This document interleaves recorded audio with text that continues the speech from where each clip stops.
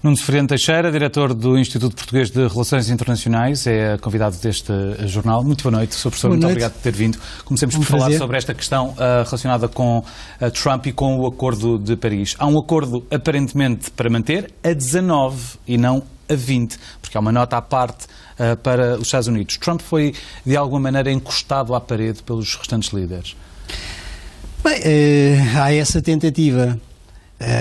Aparentemente sem grande sucesso, mas há de certa forma um compromisso, porque os 19 estiveram de acordo e assinaram um texto comum, e o compromisso é que Trump não o subscreve, mas não impede a continuação dos esforços no sentido daquilo que são as decisões da Cimeira de Paris. Isso, portanto, representa um recuo de alguma maneira? Representa um compromisso, um recuo, um compromisso possível de maneira a que ninguém perca a face. Isto também é preciso perceber o contexto destas cimeiras. Estas cimeiras são cimeiras muito informais, onde as relações pessoais são fundamentais. Repare, o G20 não tem sede, o G20, portanto, não tem um local, uma instituição.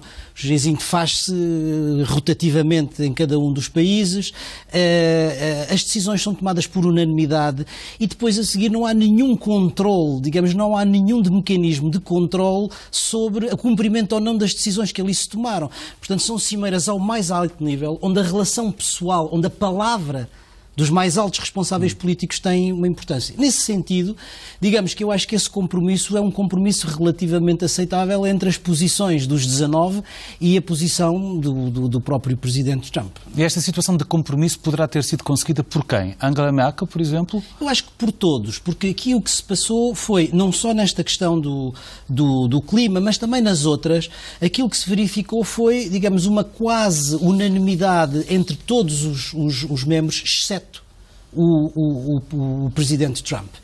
E isto leva-me a dizer que o verdadeiro significado deste tipo de cimeiras, ao contrário do que aconteceu em muitas cimeiras no passado, enfim, que estão-me a lembrar, por exemplo, da Conferência de Versailles a seguir à Primeira Guerra, ou a de São Francisco a seguir à Segunda Guerra, em que se juntavam os grandes líderes mundiais. Para quê? Para fazer uma nova ordem internacional. Aquilo que está, em boa verdade, em causa nestas cimeiras é tentar preservar a ordem internacional multilateral que saiu de 1945, da Segunda Guerra Mundial, e que é vigente até hoje. Portanto, esse é verdadeiramente aquilo que está em causa, é se os outros membros conseguem ou não convencer Donald Trump a participar no mínimo, digamos, num conjunto de decisões de governação global, porque é disso que está em causa. Porque toda a sua posição é uma posição contrária à ordem multilateral nas várias áreas, nos vários domínios que hoje está vigente. Repare, por exemplo, são, em primeiro lugar, a não proliferação nuclear. Trump nunca mostrou grande preocupação e fez já várias declarações em que essa preocupação, pelo menos para os outros membros, está presente. A sua posição relativamente ao Irão e ao acordo nuclear do Irão, uma coisa muito delicada neste momento que é o programa nuclear da Coreia do Norte. Portanto, nunca mostrou grande firmeza nessa não proliferação. Depois, o livre comércio internacional, de que ele próprio também tem sido um grande, digamos, detrator e, desta vez, aparentemente assinou o texto final, mas aquilo que fez, ou aquilo que está a fazer com os acordos, no caso com o TTIP, ou no caso com a NAFTA no quadro americano, com o TTIP na Europa, e o que já fez no Pacífico, denotam claramente esse protecionismo económico e comercial e, finalmente, digamos, a ordem multilateral. Não é? E a questão do clima tem sido tem sido o exemplo dessa sua posição. Ele, de alguma maneira, tem estado a ser ensinado a ser Presidente dos Estados Unidos pelos outros líderes? Olha, eu não sei se ele é ensinável. Os especialistas em matéria de segurança e de defesa e de política internacional que ele tem e os Estados Unidos têm, dos mais qualificados, têm-se esforçado para isso. Vamos ver se conseguem. Até agora ainda não deu grandes provas dessa aprendizagem. Para esta cimeira esperava-se, ou a imagem que mais se esperava era a do encontro, Vladimir Putin, Donald Trump. E eu ainda há pouco estava, na preparação para esta entrevista, estava a ler um artigo da Politico que dizia que Trump entregou a Putin uma vitória retumbante por 3 ordens de razão. Primeiro, porque se manifestou satisfeito com a negação russa da interferência nas eleições americanas. Segundo, porque chegaram a um acordo para que não houvesse ingerências nas políticas internas de cada um dos países.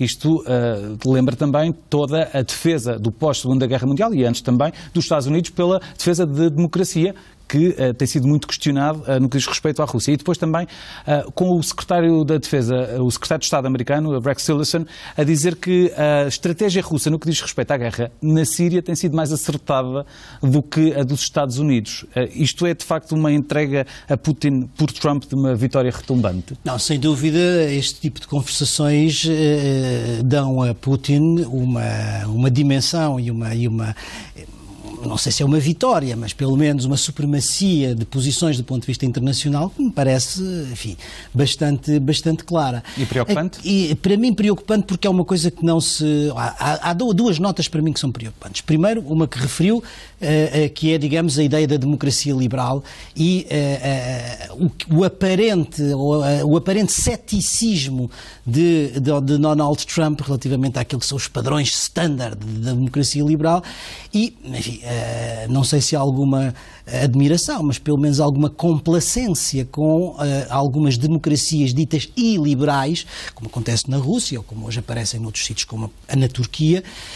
Não há, pelo menos, digamos, um fazer frente, uma contestação, como, digamos, nas administrações anteriores isso aconteceu. Portanto, há aí uma certa tolerância que a gente não sabe se é simpatia ou se é tática.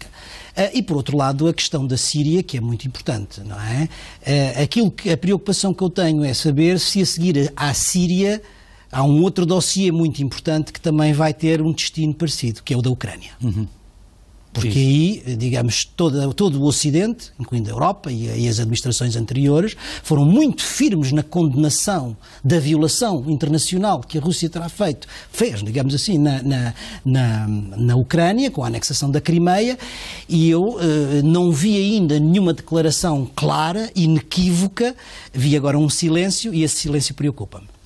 Sr. Professor, tenho de aproveitar o facto de estar em estúdio, o senhor que foi Ministro da Defesa, e preciso de lhe pedir uma opinião em relação ao que se tem estado a passar no que diz respeito a tanques. Temos ouvido inúmeras declarações de líderes partidários, também do substituto do Primeiro-Ministro, e assistimos também ao longo da última semana a demissões. Primeiro, exonerações pelo chefe de Estado-Maior do Exército de 5 comandantes de tanques e depois estas 2 demissões que agora se souberam. O que é que lhe parece tudo isto e o que é que acha que deveria estar a ser feito para que a confiança do país no Exército não ficasse abalada por esta situação?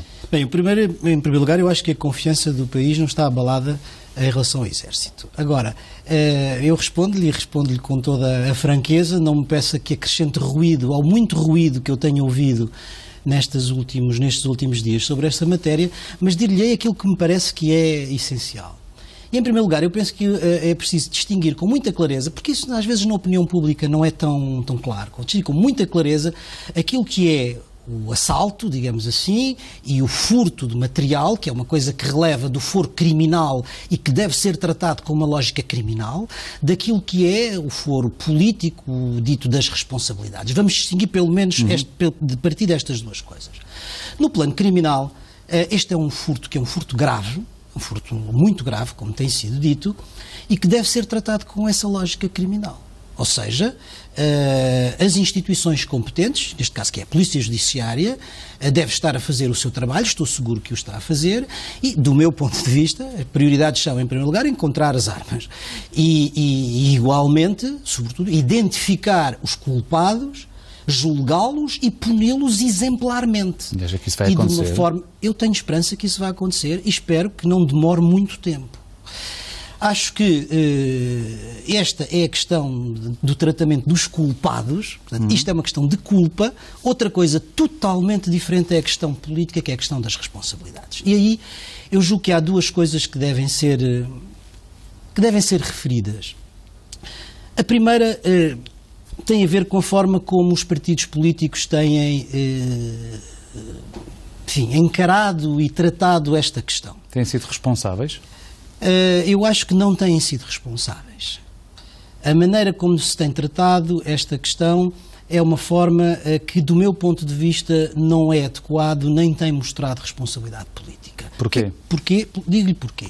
Porque os partidos têm que distinguir com muita clareza o que é a luta partidária, que é uma coisa normal e salutar em democracia, daquilo que são as questões de Estado. E não estão a fazer dizendo o quê?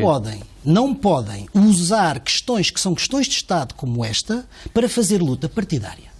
Isso é algo que, do meu ponto de vista, não deve acontecer. E não deve acontecer porque isso tem efeitos que são muito graves e, eu diria, quase devastadores sobre a imagem das instituições, a credibilidade das instituições e a própria qualidade da democracia.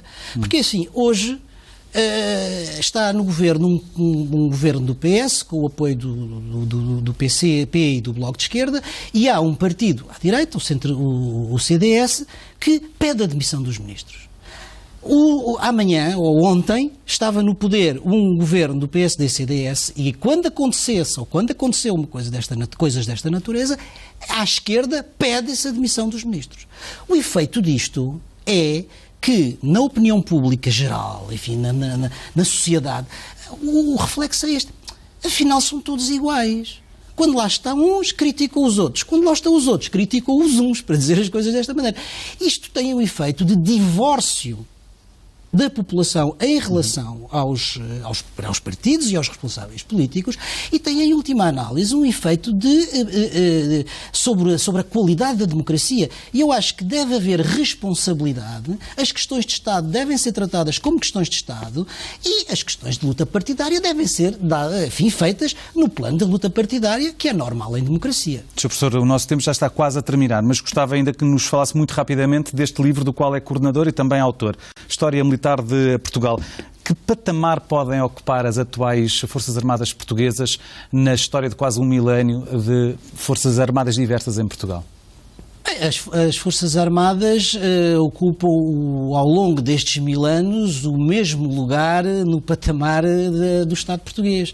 Foram sempre e continuam a ser uma instituição central e fundamental do Estado. Mas hoje em dia com muito menos importância na relevância do próprio país, não é? Não, o que muda é a ameaça e a forma como se responde a essa ameaça. Digamos, ao longo de um milénio, vamos dizer assim, as ameaças eram sobretudo ameaças à soberania dos Estados. O inimigo eram os outros Estados. Era a Espanha, era a França, ou era a Inglaterra, ou era a Alemanha. E, portanto, o inimigo era identificado e conhecia-se, portanto, a lógica era uma lógica inter-Estados. A defesa do país era feita pelo próprio país.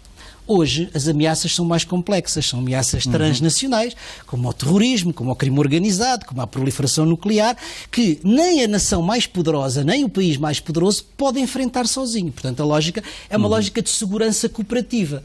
E, portanto, as Forças Armadas portuguesas, nessa lógica de segurança cooperativa, no quadro da NATO, da União Europeia, das Nações Unidas, que desempenham o mesmo papel, hoje um papel de segurança, de produção de segurança internacional. História Militar de Portugal, de Nuno Severiano Teixeira, Francisco Contente Domingos, João Gouveia Monteiro. Sr. Professor, muito obrigado por ter vindo até à SIC Notícias. Foi um prazer. Muito boa noite.